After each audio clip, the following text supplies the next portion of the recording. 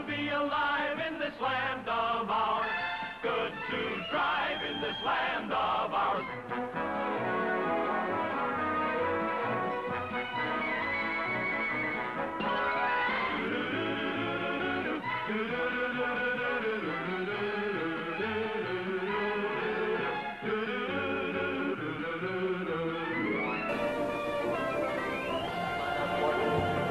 Hello, Canada hockey fans in the United States.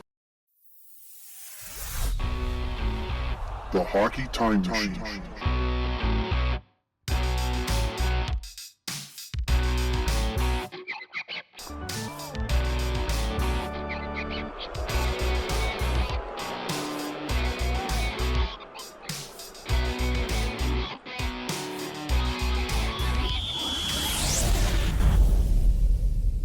Hello, everyone, and welcome to Hockey Time Machine. I'm Glenn Dreyfus. Dave Hodge built a legendary half-century sportscasting career around one word: integrity. Although other words like talent and wit didn't hurt either. Speaking of one word, as we continue the conversation started on our last show, Dave reveals which one word is the best interview question, and which one word was the best interview answer he ever got. And he speaks about hot button hockey issues, starting with the so-called loser point that the NHL awards for overtime losses. In every other sport that I can think of, you win or you lose. Yeah. In the NHL, you win, and maybe you win not quite as much with 1 point instead of two. I hate it. It's supposed to, keep the standings close. Tell Vancouver that. Tell the Rangers that. There's always going to be teams that are way behind no matter what you do. And you have teams at the top. I mean, there was a time, it might still be the case, when the Vegas Golden Knights were leading their division and had lost more games than they won.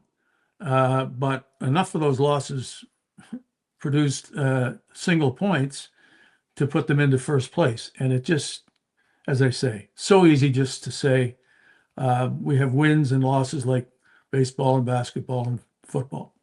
Well, if we're making changes, and I agree with you 100%, and the 3-point system they use in women's hockey and in international competition at least would correct some of that. But how about the coach's challenge for offside?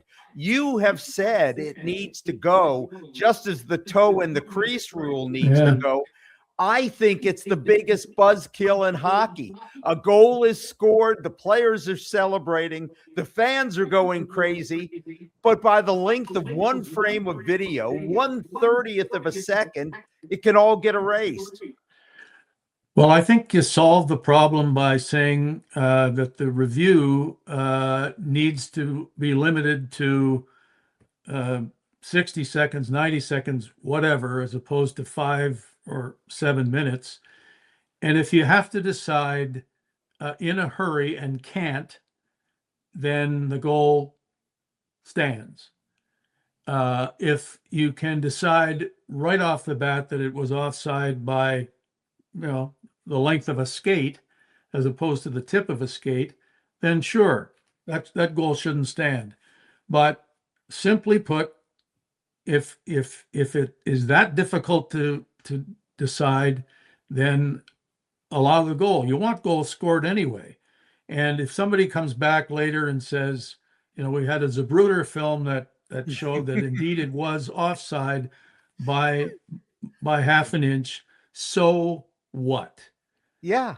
The game doesn't need that to be corrected with the kind of delay that occurs.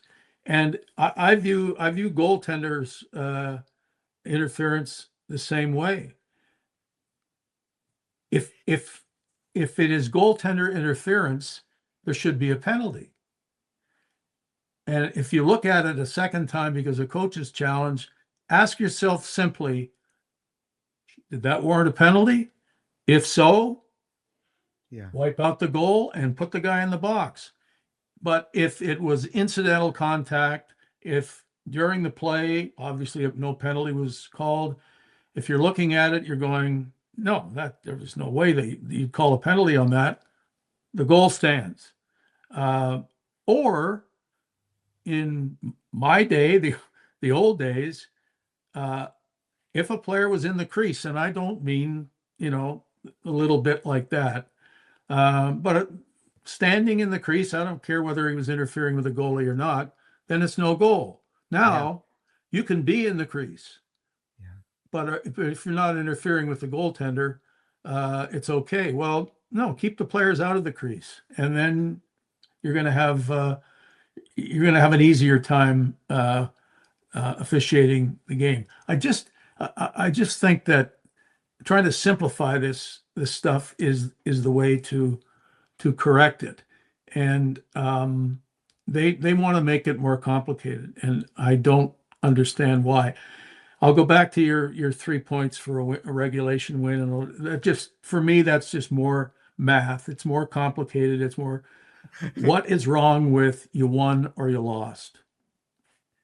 Okay, I'll take it. One of your trademarks, Dave, one of your great trademarks is interviewing.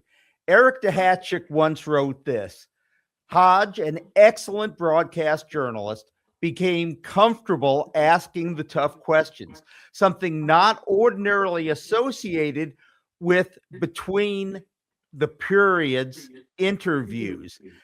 And later at TSN, you specialized in longer form interviews. So, Dave, I should have asked you this before the show started, but what are the secrets of a good interview?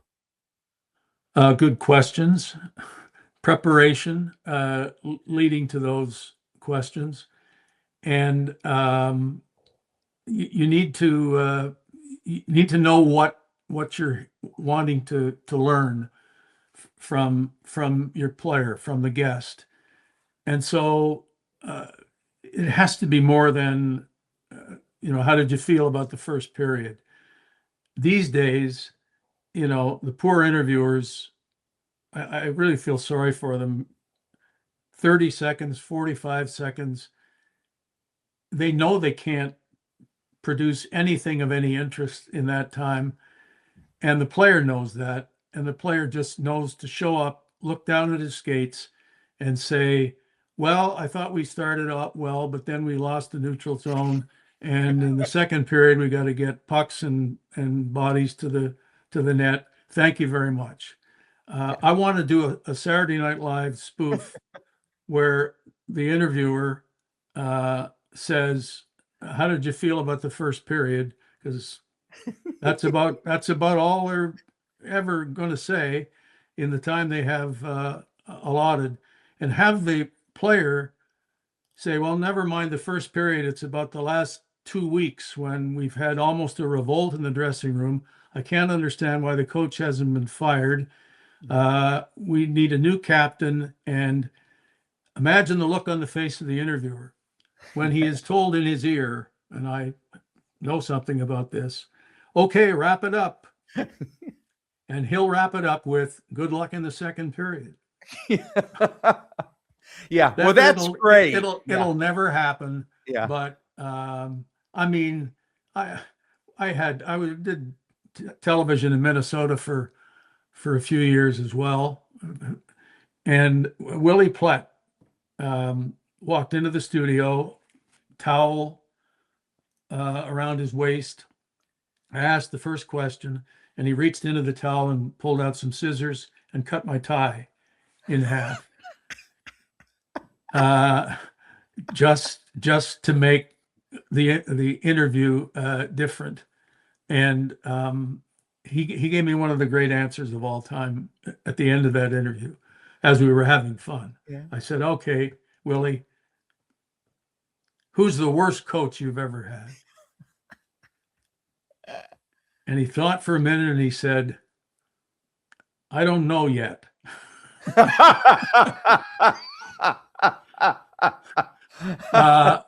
Good. Larry King, famous CNN, among the most famous interviewers of our time. was interviewed by me, and I asked him about interviewing. And he said, the shorter the question, the better the answer. And I said, that really strikes me as wise, and I think I try to follow that. He said, every time you prepare a question, ask yourself if it could be made shorter. And if the answer is yes, go ahead and make it shorter. I think the best question any interviewer can ask is a one-word question, 3 letters, Why? W-H-Y. Yeah. Why? You're always going to get either a good answer or a non-answer that makes you think there's a good answer that isn't that is being buried. So yeah, I tend to study the art of interviewing, if we want to call it that, and try very hard to do it properly. I interview a lot of musicians, host concerts at wineries and other places.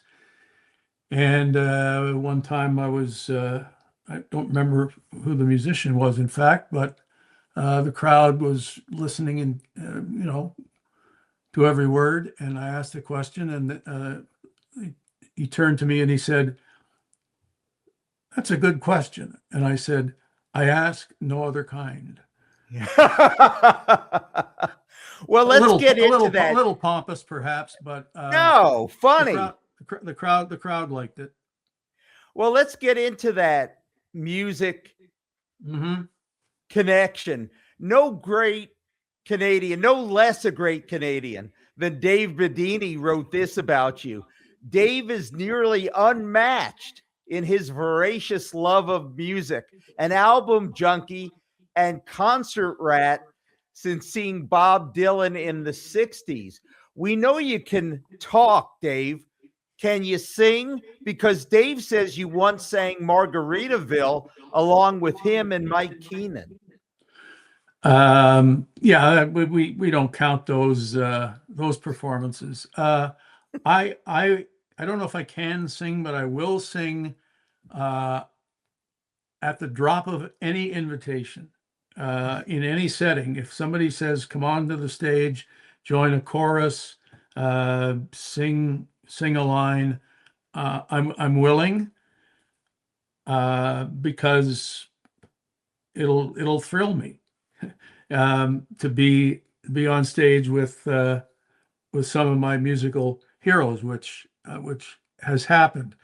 I'll give you the best Dave Hodge singing story. Right. There's a it's a Steely Dan cover group based in Toronto, and they're called Pretzel Logic, which is the name of a Steely Dan album and also the name of a Steely Dan song on that very album, which is my favorite Steely Dan song. And I host their show once a year for probably the last at least half dozen years. And a couple of years in, they said, "Why don't you come up and sing a song with us?" And I said, "Well, how's that going to work?" And they said, "Well, we have a female vocalist and a male vocalist, and the words to the song are right in between, and there's a microphone there, and that's yours. And you're just, you're singing along with them." So sure, I liked that song. I knew the words, or I could read the words, and it worked. I don't know if my mic was turned on, but anyway, second time, you're going to come back and do it again, okay? I'm going to come back and do it again. Well, the second time, the band started to play. The first few lines were being sung by me, and then I realized that the two vocalists, male and female, had turned and walked to the back of the stage and left me out there all by myself. And I had that awful decision to make. Was I going to turn around and tell them what I thought, or was I going to be a pro and try to get through the whole song myself solo? Well, I chose the latter for good or bad. Thought I did okay. Went back to my seat, and a gentleman left his and was heading toward me, and I thought this was going to be my first review, and I was going to find out how good it was. And he tapped me on the shoulder, and he said, "That took guts, man." I thought that was positive. And the years since, it's been a standard part of the performance. They don't leave me by myself anymore. But yeah, that's as that's as professional as it gets for me. But I've sung with, you know, I won't name all the names, but enough of my favorite singers anyway, to be able to say yes, I was on stage with them, and just invite me and I'll go, and it'll be your fault if it doesn't work.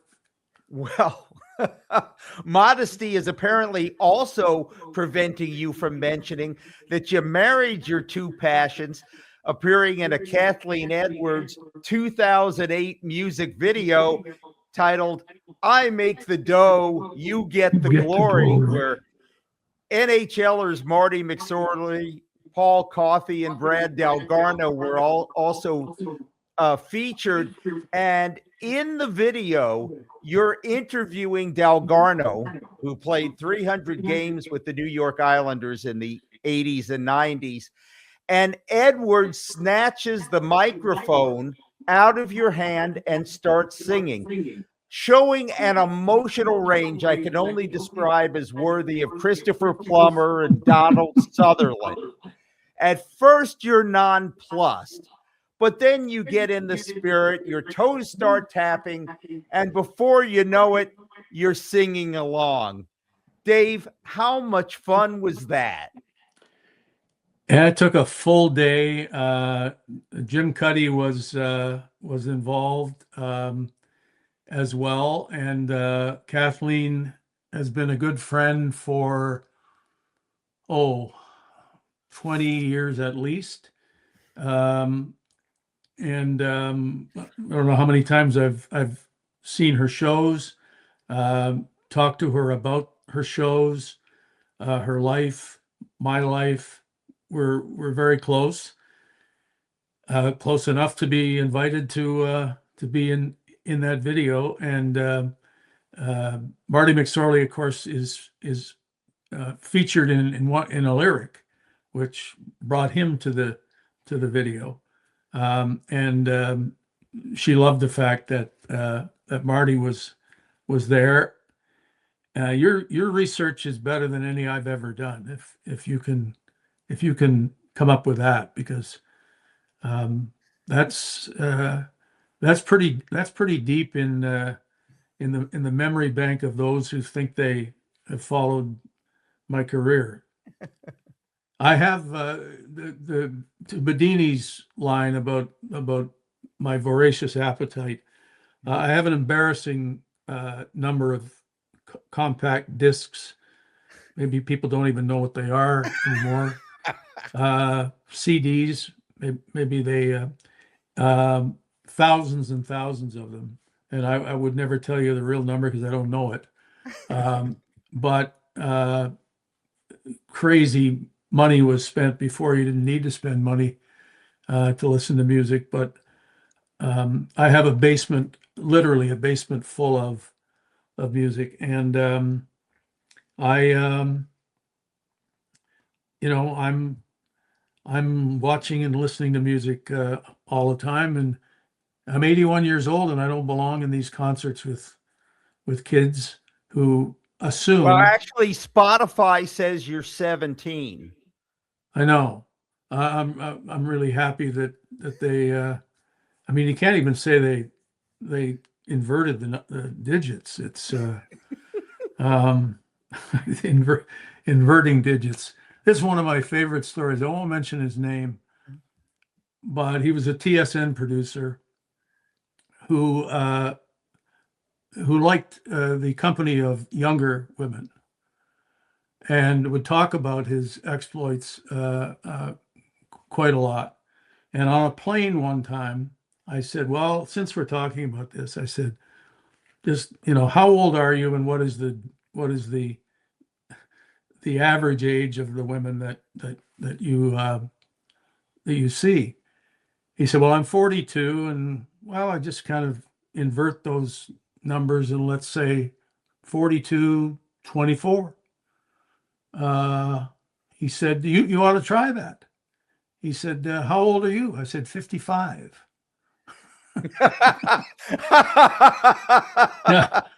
Now, the whole plane did what you just did, and it had no idea what they were laughing at.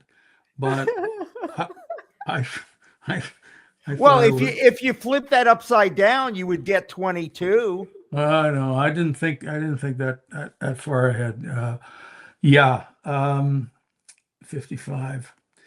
So no, but speaking of being at concerts with the hair of this color and often I think, well, I'm prepared to be asked if I'm a father of the singer in the band. I'm not always prepared to be asked if I'm the grandfather of the singer in the band. And Well, never mind. you've been mistaken for a tour bus driver.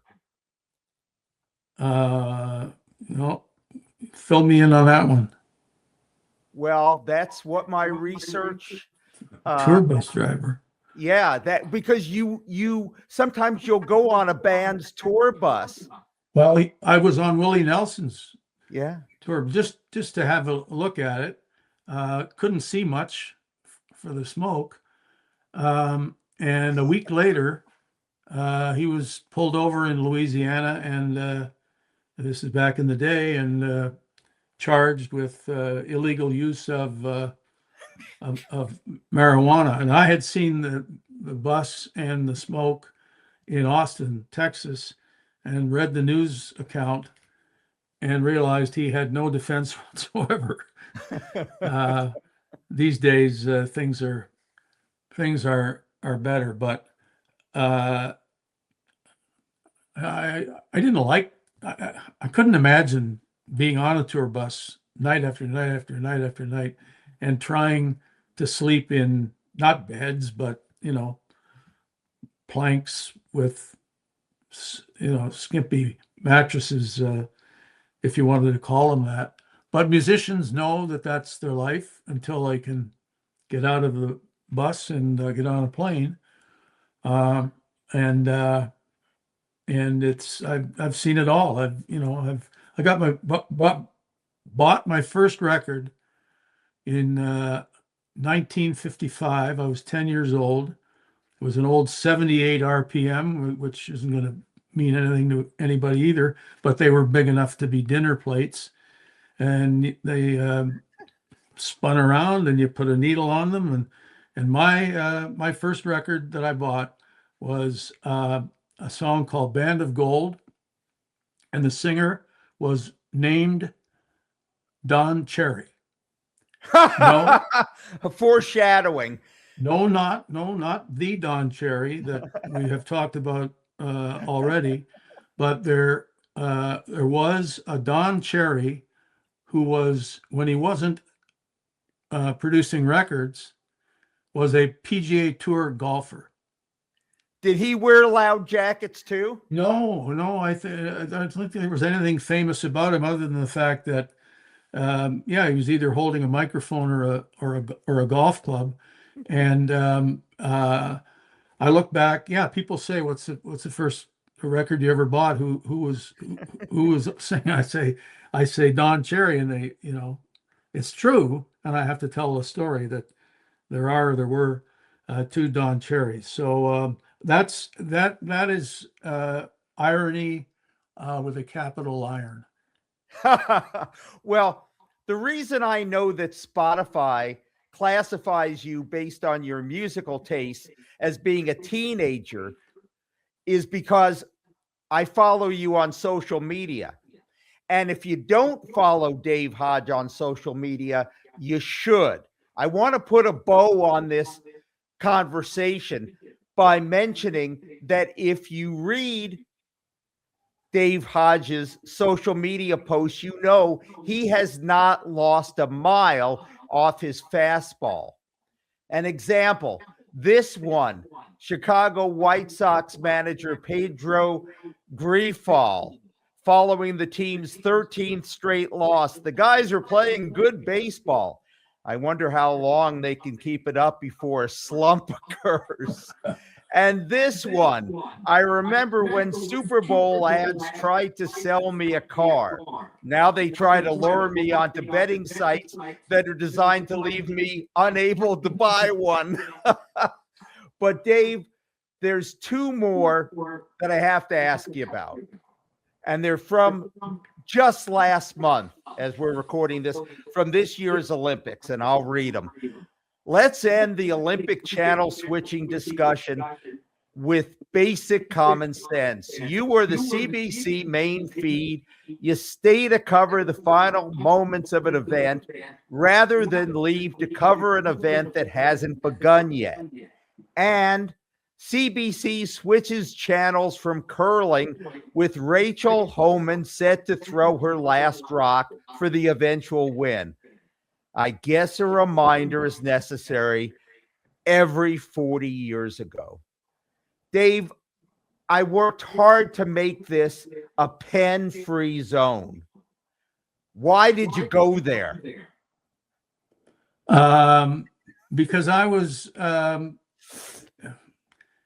irked this time as opposed to enraged that time, but it is so senseless that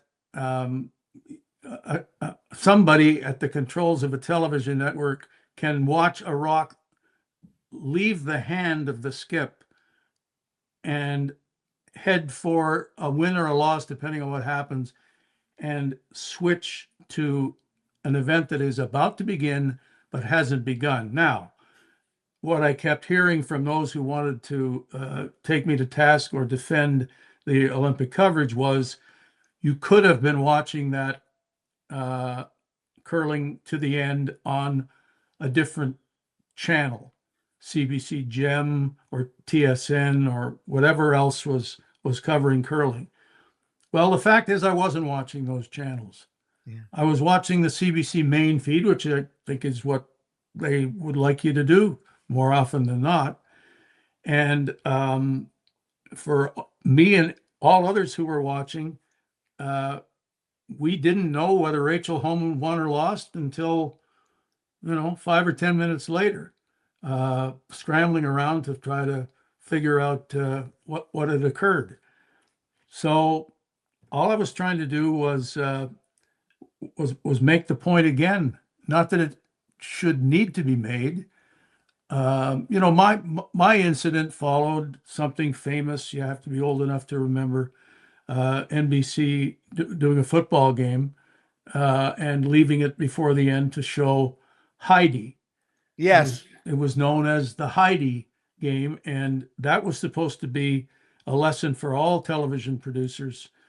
Never, ever, ever leave, especially a sporting event, until the end. If it's worth televising at the beginning, the whole idea is to watch until the end to see who wins, especially if it's suspenseful at the end. Well, in that game, the Jets were winning, and after Heidi came on, I think the Raiders scored 2 late touchdowns. No, it was that should have been the last time it happened, but then there was the pen flip, and that should have been the last time it happened. And I've had people in at networks, TSN, CBC, whatever, say, there's a Hodge rule now, and I said, well, there damn well ought to be. Yeah. It makes all the sense in the world. Don't leave until it's finished. And here was another case with me being the viewer that was yelling and screaming at the screen. I just thought, yeah, 40 years later, there's still somebody who thinks that this is okay uh, to do. And then there was, oh, well, but there was a warning that they might not be able. Well, I didn't hear the warning. I'm sorry. I wasn't watching that closely. It's simply there's a rock on the way, and so are we. Well, what that proves, besides the thinking that the more things change, the more they stay the same, Pretzel Logic is not just a Steely Dan song, Dave. It is also the description of a lot of network executives, sports team owners, and a lot of other boneheads. I didn't look at it that way, but I might have to maybe I'll start singing Ricky, Don't Lose That Number, because Pretzel Logic is, yeah, that gets too deep. I started by saying that those who ask the questions don't often get a chance to answer them.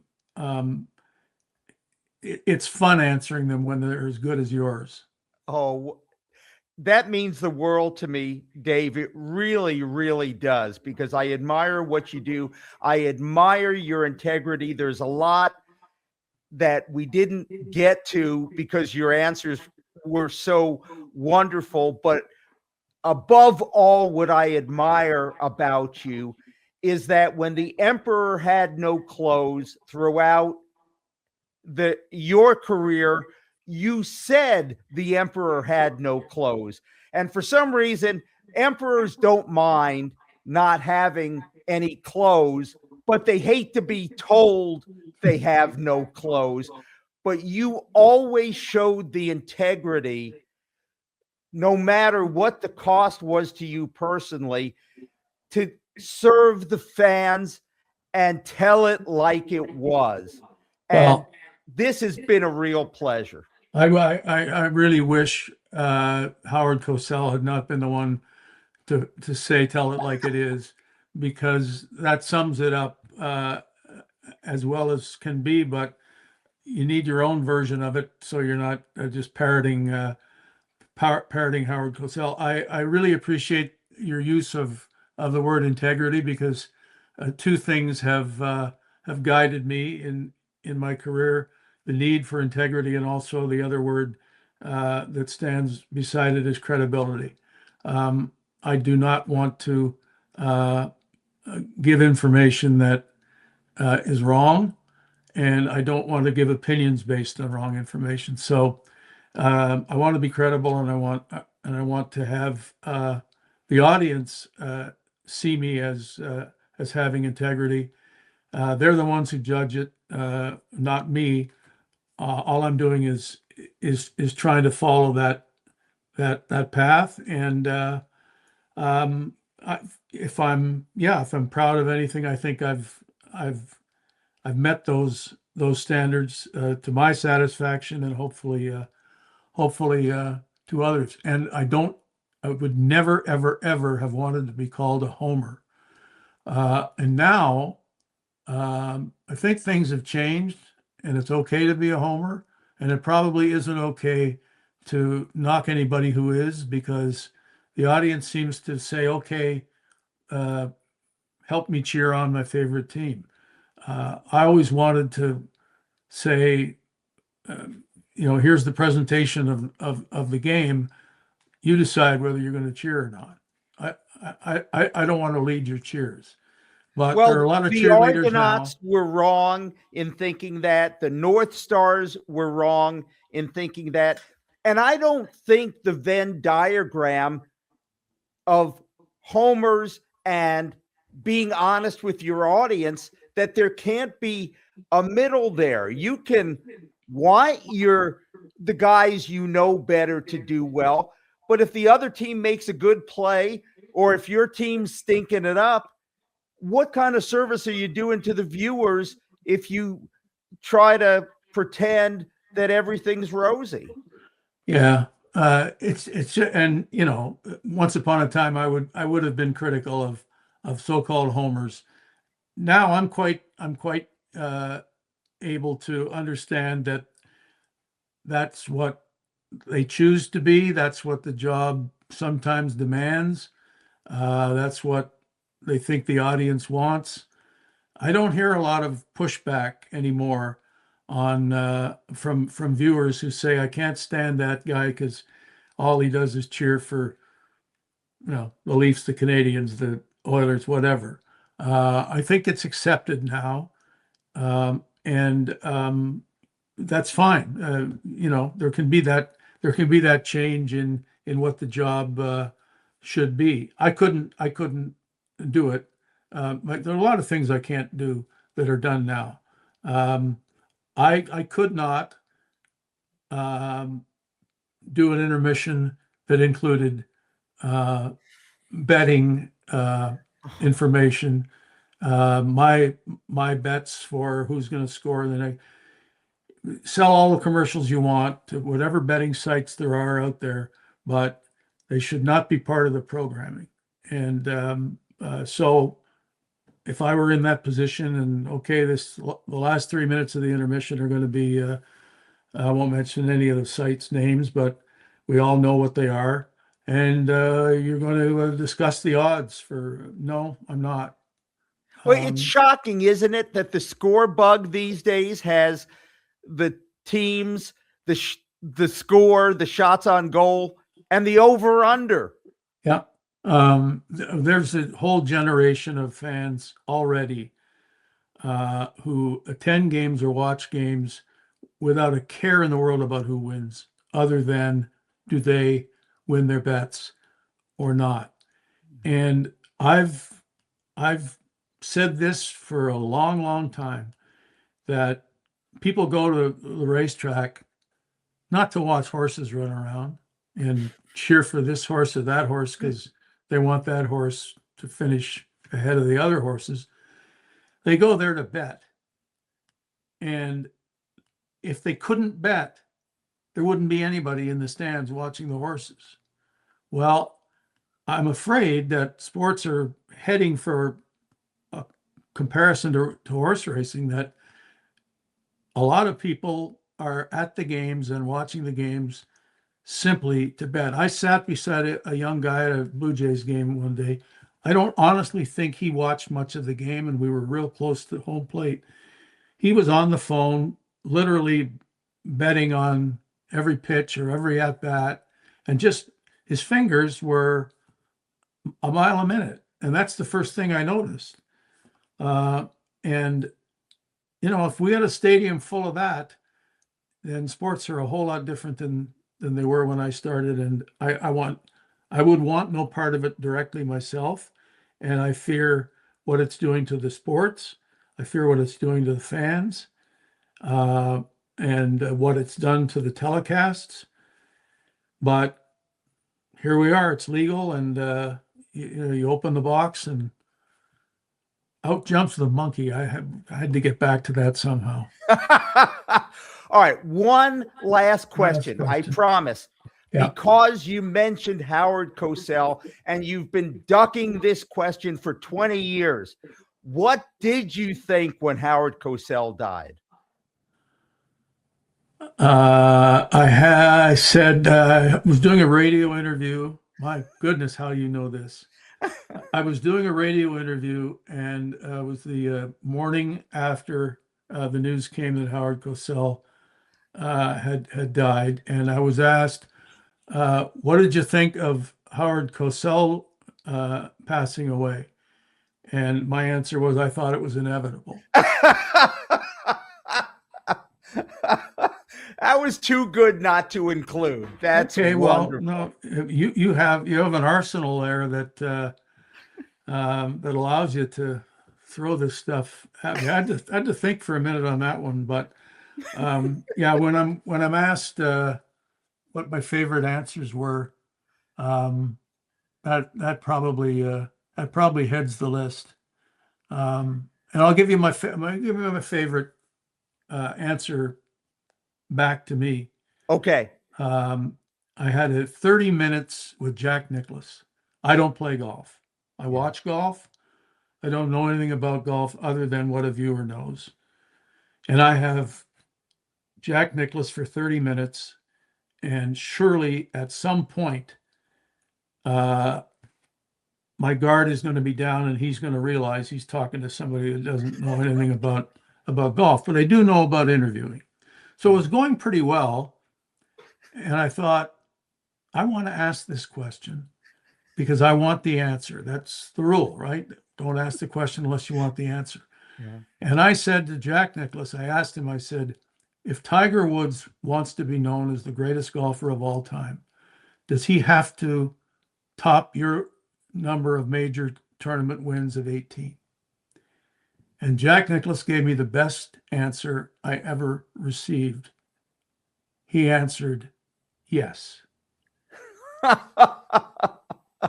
Because I think there was going to be that kind of direct, honest, straight from the hip answer? No, I thought it would be, well, there are different ways of measuring greatness, and and Tiger's, whether we should be compared or not.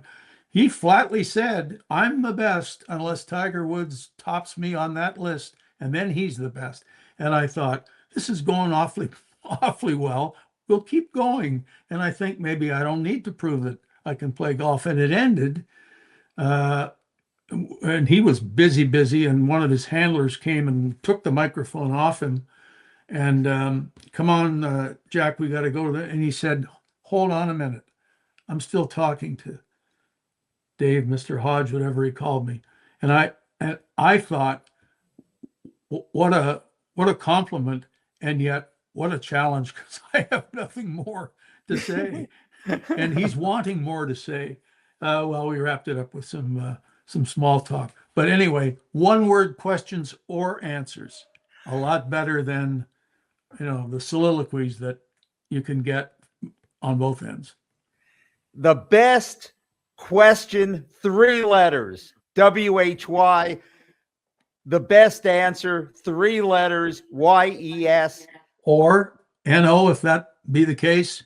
But sure, don't this, at the end of the day, it's this, it's that, well, moving forward, we're moving forward. I mean, all of these ways of extending questions and answers, be brief, and the shorter the questions and answers, the more of them there are, and thus the more information that you can elicit. So that'd be my lesson for young interviewers. Take it from Larry King. The shorter the question, the better the answer.